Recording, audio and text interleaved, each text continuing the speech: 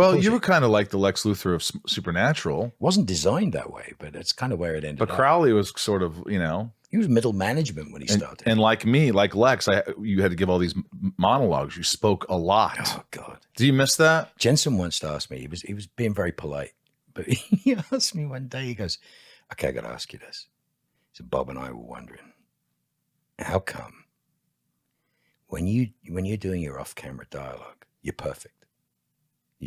Everything's right. And then we turn around onto you, it takes you 3 takes or 4 takes to get it. And one time he asked me this when he had a couple of drinks, so he was nicely lubed up. And it was like at 3 a.m. or something stupid. And I said, listen, you're the lead. You're basically talking bollocks. They give me a story that they think is funny. They give me lines that they think is incredibly funny when they've written it on paper. I now have to read that, find a way to believe it, and find a way to make it actually mean something. Otherwise, I'm halfway through going, this is gag. It means nothing to me. So I said, that's the reason why. I'm carrying the bloody plot, or I'm carrying the counter plot, or I'm carrying the C story, or I'm carrying it's. For how many years? I did 8. You did 8 seasons. And listen, I'm telling you, I love those guys. I love those guys with all my heart. Yeah, absolutely. We had ups and downs. I mean, the thing at the end was the weird thing. What was the weird thing? Nothing to do with the boys. Had nothing to do with anything else. They didn't ask you to come back? Well, no, it was worse than that. It was kind of tacky. It was like, well, we don't think we have enough money to pick up your option next year. Are you serious? Well, because they were working out how to do what they were going to do with a story that they needed to continue beyond, into the 13th and 14th seasons and rest. And I think a particular showrunner, remained nameless, was trying to kill me for about 4 or 5 years. And it was just funny because I kind of knew, because I knew the rest of the writers. But I didn't care about it. That wasn't the problem I had. The point being is I went from being a guest star that refused to sign a contract for 5 years to now I'm 3 years. I mean, Warner's put me on the poster before my deal was done. They put me on the video box. They were just like, well, you can't sort of ignore it. And then it was like, take it or leave it. And I think it was majorly about getting the boys out on a Friday more than anything else. Right. Which is smart. I mean, for God's sakes, they've been working for 10, 11, 12 years at the time. And they worked their ass off and they just moved back to Texas and all that. I mean, it's just smart stuff. And they got families and they're starting families. But I used to get away with going, no, I can't do that. I'm going to my kid's soccer game on Friday, so I won't be there.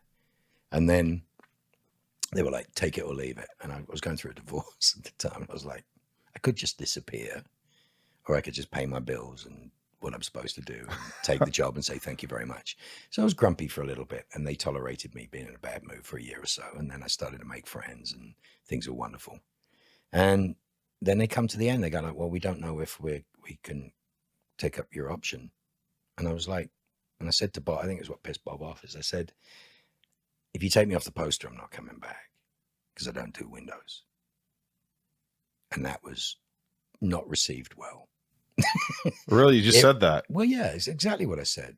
Because the truth of the You felt like you'd earned it. Well, the funny thing was, I mean, with all due respect to my friends, I am so grateful for myself and for all my friends that they had work for this amount of time. It was good work.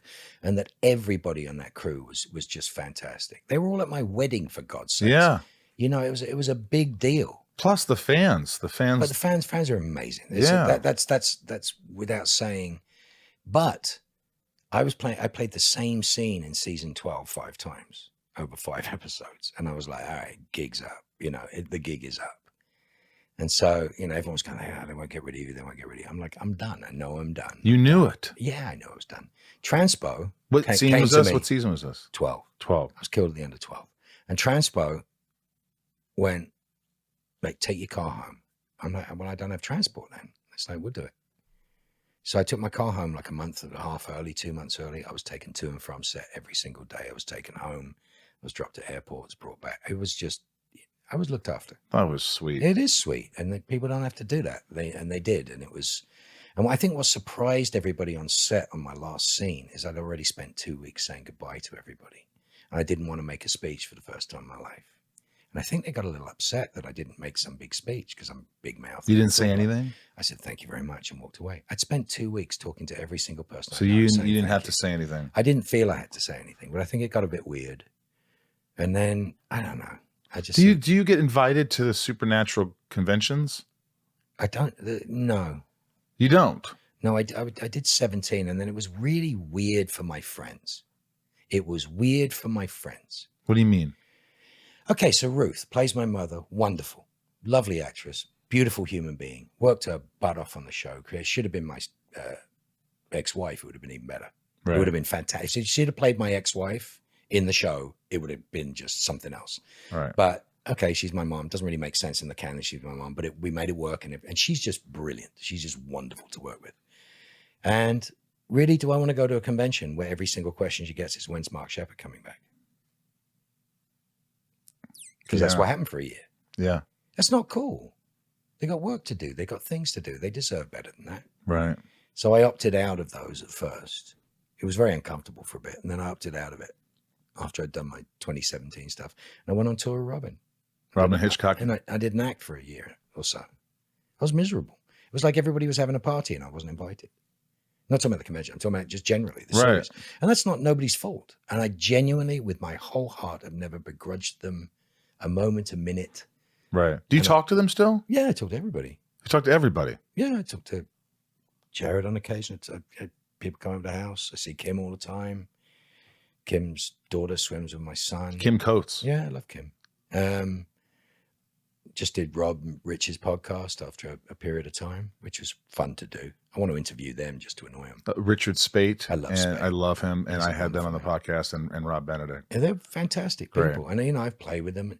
But like in any real family, you have ups and downs and dynamics. And the smart thing for me to do was to back away because they were in an ongoing position and they were still pushing. And they managed to go to 15 years. And it wasn't for me to be, the thorn in the side. Did you ever lose your temper and yell on set? You're like, this is fucking shit. No, I don't think so. Never. Oh, I have lost my temper about a couple of things, but I did it. But never on set. No, it's not. I don't think it's my thing. I mean, the trouble is, though, with my face and my tone, people think I'm annoyed when I'm... People think you're just not happy. Yeah, and I'm Mark, are you okay? So yes. There was a director that I really hated. Oh, I bet I worked with him. Yeah, you did. And he was dancing around this idea of doing this particular stunt, but he hadn't told anybody. And then suddenly he takes me aside, and apparently Pellegrino was supposed to stick one of our demon artifacts, the pointy thing that we kill people with. Yeah, what are those called, Ryan? Blades. Demon blades. Demon blades. Richard Blades. Yes. Go ahead. Dashing blades. But I mean, God, I've dropped more of those out of my sleeves than anything you can imagine. So he literally had the kung fu dummy, the Bob kung fu dummy in front of him, and this contraption, and supposedly he was going to stick this thing up my nose, which had a breakaway tip, and squirt blood at my nose. And it was going to be Pellegrino that did it. And I'm like, that's not going up my nose. You're not sticking a solid piece of metal up my nose to do a gag from Chinatown, which is what it is. I'm like, oh, God's sakes. So I actually called Jim Michaels down. Never done that before. Who's Jim Michaels? It was the producer, the de facto line producer. And I'm like, am I in trouble because I'm not doing this? He goes, no. So 2 weeks we've been arguing about this crap. Don't worry about it. And then Mark Meloche, the wonderful visual effects guy, came down and goes, I can do a green screen. Just use the rubber one. I knew you were going to say that. Thank you so much. But it got caustic. There's moments, there's ups and downs. But it's easy to get. But the behavior on that set was exemplary. Nobody would tolerate it. Jared and Jensen wouldn't tolerate somebody losing their temper. It's just not okay. You don't throw things. And everybody knows it. He did that. The crew go, ooh, what's wrong with you? You don't. But it's hard. People say you got to separate business from, and it's sometimes hard because, I dealt with it with, Warner Brothers and going through negotiations, and they know how to really cripple you. They know how to make you mentally just. Never did it to me because I'm not that important. Well, they had a way, but it's amazing how it could change your spirits. Because I was always doing stand-up comedy on set, and everybody's like laughing, and I'm like farting and doing Christopher Walken and action, and I'm Lex Luthor. And then all of a sudden, you're worthless. You're not important to us. You're not. Without saying it. How many fights do you get? Why don't I get a bump this year? It was a lot, but it was also one day. One of my friend Greg Beeman, who's one of my favorite directors and producers, he came up to me and we've done some projects together. He said, "Hey, I know what's going on, but they've got nothing to do with it. The studio doesn't give a shit how you feel. They don't know you on set, but I could see your disposition. You don't let that affect you. Yeah, no, I continue to have fun." And it was an awakening for me. Oh, but it was. I was going through a divorce, and on different occasions, both Jared Jensen and Misha had gone, "You all right?" And literally made sure I was okay. Or somebody said something that had happened which hadn't happened, and one of those things. And it's like, one of them takes me out at dinner. And he's like, "Is this going on? Are you okay?" So you had people who cared about you. Always. And that's the thing. And it was a big boys club. I mean, we played hard. I mean, watch any of the Nerd HQ videos. And that's like, right. We've done a year's worth of publicity in 2 days. Yeah. Misha and I get to do 1 day of stuff, and they only have to come in on the second day and do it. But we are like running out of things to do after year 7. Yeah. And it's, what can we do? But we are the custodians of these are the plot points, these are the changes, this is what's going on. Don't talk about this, do talk about that. And it was wonderful. And I don't regret a second of doing it. I miss the camaraderie of the time around season 8 when we were all in the season 8 is the end where I'm tied to a chair in a church, and Jared and myself, and it was 3 days on stage in sequence. I'm crying, quoting Girls, HBO's Girls. It's nuts. I'm singing Bowie. I'm being injected with human blood, and I'm falling apart, and he's falling apart. And Jensen did 6 hours of off-camera dialogue one day. I mean, if you're talking about class, what was the amazing thing? Crew never made a sound for 3 days in between the shots. Wow. Didn't make a sound. Wanted us to be able to do the best we could do. That's awesome. We had support everywhere. Yeah. We had support everywhere. I mean, that's a big part of it. I can't talk more highly about the boys' behavior. Yeah. Especially towards those that weren't very good necessarily when they came. They would be even more generous. Unbelievable. It was always, that's the way. They come from good families. Good leaders. They have great families. Yeah. And that you can tell. Have you ever met either Jensen or Jared's family? They're just good. You could tell he's raised well. They're just good people, man. They're just good people. Jared has a few beers, and then you're in trouble. Jared's easy. I love Jared. I love you, buddy.